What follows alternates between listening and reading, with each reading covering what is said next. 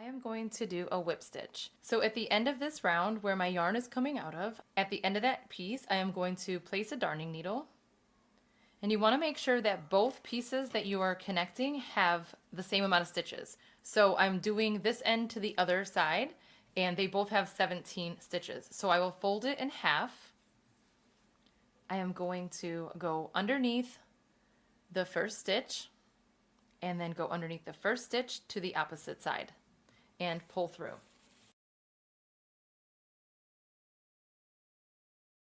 And I'm going to be going underneath both stitches every time. So now I will go underneath my second stitch and find the second stitch on the other side and pull through.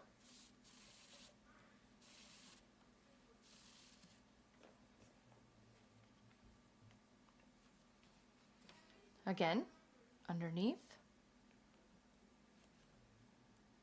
and pull through.